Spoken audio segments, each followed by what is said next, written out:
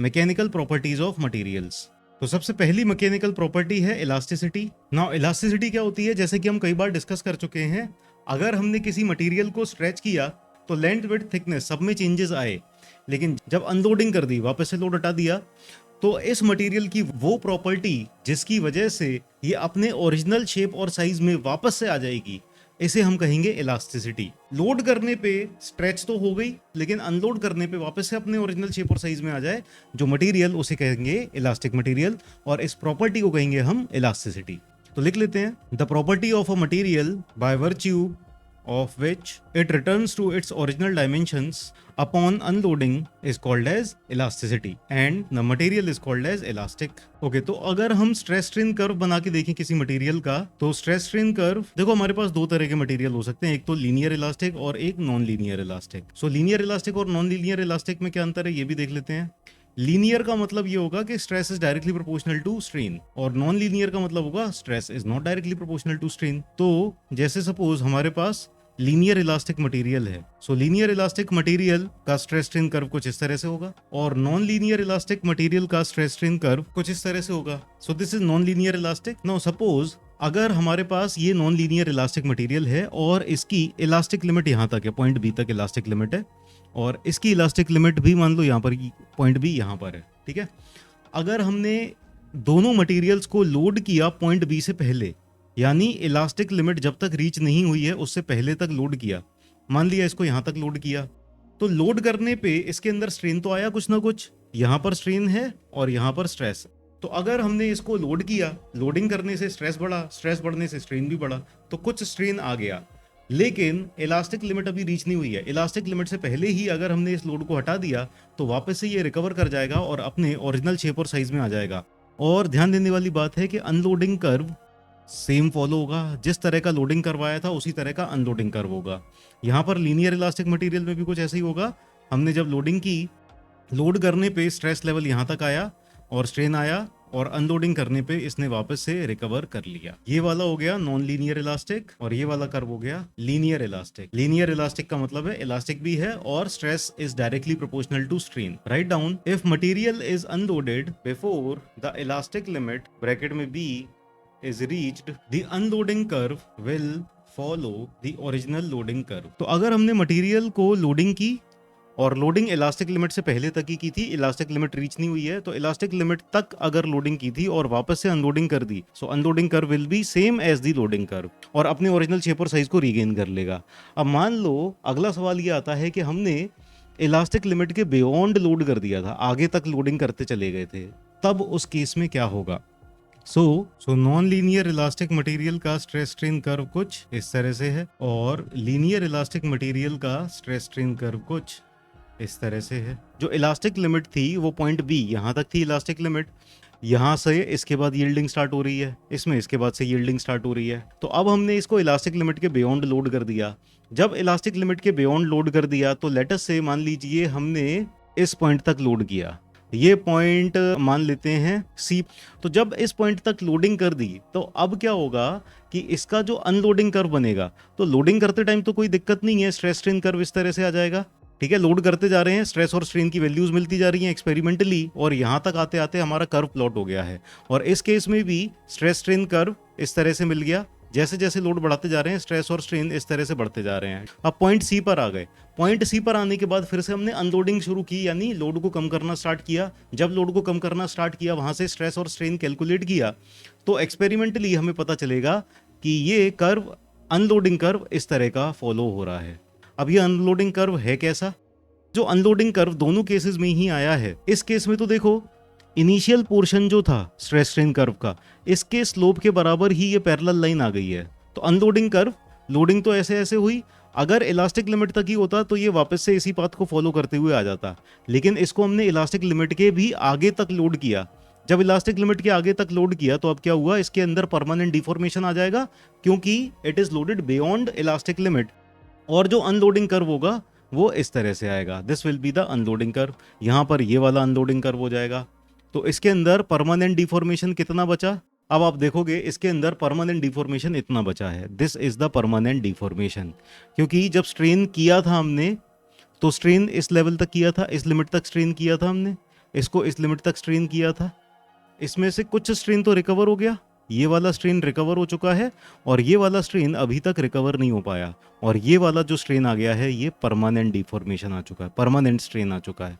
So this is the permanent strain, और इसे permanent set भी कहते हैं, और ये था इलास्टिक स्ट्रेन जो कि रिकवर हो गया है। तो यहाँ पर लिख लेते हैं, this is elastic strain, this is also elastic strain. ये प्लास्टिक स्ट्रेन है क्योंकि ये रिकवर नहीं हो पाया है, इसे हम परमानेंट सेट भी बोलते हैं। दिस इज प्लास्टिक स्ट्रेन और permanent set. Right down, if material is stressed beyond elastic limit and then unloaded, it will have a residual strain and the unloading curve will be different from loading curve. The unloading curve will be parallel to initial portion of loading curve. Next point, the residual elongation of bar is called permanent set. Permanent set.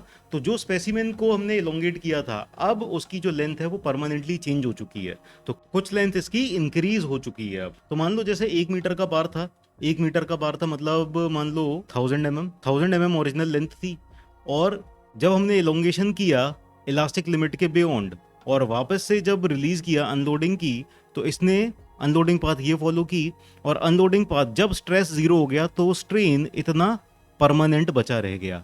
तो इसके corresponding जो elongation आ रहा है वो मान लो 0.1 mm का आ रहा है, लेट अस सपोज 0.1 mm का। तो अब इसकी लेंथ परमानेंटली कितनी हो चुकी है, 1000.1 mm इसकी परमानेंट लेंथ हो चुकी है, ओरिजिनल लेंथ। अब क्या होगा कि अगर मैं इसको दोबारा से इलोंगेशन करूं, इसको मैंने, जो इसकी लेंथ बढ़ चुकी है ऑलरेडी, तो दोबारा से इलोंगेशन, दोबारा से मैंने टेंसाइल लोड लगाया, अब क्या होगा, अब इसका स्ट्रेस स्ट्रेन कर्व कैसा मिलेगा। तो अब आपको पता है, अब आप मतलब यहाँ से देख सकते हो कि इसकी ओरिजिनल लेंथ तो यहाँ तक आई चुकी थी, तो इसका जो इलोंगेशन स्टार्ट होगा वो ये वाले लिमिट से होगा। अब ये नया जीरो बन चुका होगा, तो इसका स्ट्रेस स्ट्रेन कर्व दोबारा बनाते हैं। Reloading of material after permanent deformation. तो देखो, परमानेंट डिफॉर्मेशन मटेरियल के अंदर ऑलरेडी आ चुका था। हमारा जो ओरिजिनल स्ट्रेस स्ट्रेन कर्व था वो कुछ इस तरह का था, इलास्टिक लिमिट थी वो पॉइंट बी थी। अब इसके बियॉन्ड हमने लोड किया था, यहां तक हमने लोड कर दिया था, तो इस पॉइंट सी तक हमने इसको लोड किया था, पॉइंट सी तक लोड किया था, और लोड करते करते करते करते जब हम पॉइंट सी तक आ गए थे, अब इसके बाद से जब अनलोडिंग स्टार्ट की थी तो अनलोडिंग कर्व इस तरह का बना था। देखो, इसका मतलब ये है कि यहाँ पर जो ये स्लोप था, ये थीटा, ये क्या रिप्रेजेंट कर रहा था, यंग्स मॉडुलस ऑफ इलास्टिसिटी। ये भी क्या रिप्रेजेंट कर रहा है, मटेरियल का यंग्स मॉडुलस ऑफ इलास्टिसिटी। तो इलास्टिक लिमिट के बियॉन्ड जब लोड कर दिया तो इसका मतलब ये हुआ कि इससे Young's modulus of elasticity change नहीं हुआ। अब जब दोबारा से हमने इसकी लोडिंग को शुरू किया तो लोडिंग स्टार्ट होगी यहाँ से, reloading will start from here, और रीलोडिंग जब ये यहाँ से स्टार्ट होगी तो ये कर्व जैसे जैसे स्ट्रेस बढ़ाते जाएंगे, स्ट्रेन बढ़ाते जाएंगे, तो स्ट्रेस स्ट्रेन कर्व इस तरह की पाथ फॉलो करेगा, और पॉइंट सी आने के बाद अब इसकी जो डिफॉर्मेशन होगी वो इस तरह से होने लग जाएगी, यहाँ से हो जाएगी। तो आपको यहाँ पर नोटिस करने वाली बात यह है कि पहले यील्ड लिमिट यहाँ तक थी, अब इसकी यील्ड लिमिट रेज हो चुकी है, क्योंकि अगर आप पॉइंट सी तक लोड किया तो वापस से अनलोडिंग कर्व यही आ जाएगा। तो यानी कि अब इसकी इलास्टिक लिमिट बी तक ना रहते हुए इलास्टिक लिमिट सी तक बढ़ चुकी है, और यील्ड लिमिट भी सी तक बढ़ चुकी है। अब यील्डिंग शुरू होगी सी के बाद से, सो यील्डिंग सी के बाद से शुरू हो रही है। तो पहला पॉइंट ये समझ में आया कि जब हमने इस मटेरियल को इलास्टिक लिमिट के बियॉन्ड लोड किया था तो इसकी इलास्टिक लिमिट रेज हो चुकी है। दूसरी चीज, प्लास्टिक डिफॉर्मेशन, पहले ओरिजिनल मटेरियल का प्लास्टिक डिफॉर्मेशन कहां से कहां तक था, ये था प्लास्टिक डिफॉर्मेशन, इतना। This was the limit of plastic deformation originally. लेकिन अब यील्ड लिमिट को रेज कर दिया, इलास्टिक लिमिट यहां तक आ गई है, तो प्लास्टिक रीजन बचा कम, और जब प्लास्टिक रीजन बचा कम तो कह सकते हैं कि इसकी डक्टिलिटी रह गई है कम। तो पहले प्लास्टिक जो रीजन था वो इतना था, येलो वाली लाइन से दिखाई दे रहा है, अब प्लास्टिक रीजन इतना बचा है, तो यानी प्लास्टिक डिफॉर्मेशन की रेंज कम हो गई, यानी डक्टिलिटी रिड्यूस हो गई है। So ductility is now reduced, elastic limit has been raised. और अगर अब दोबारा से ऐसा करें, किसी ने कहा कि चलो सर इसके आगे तक लोड करते हैं और फिर अनलोड करते हैं, तो इसके आगे तक लोड करने के बाद फिर से अनलोड करेंगे तो फिर से स्ट्रेस स्ट्रेन कर्व कुछ इस तरह का मिल जाएगा।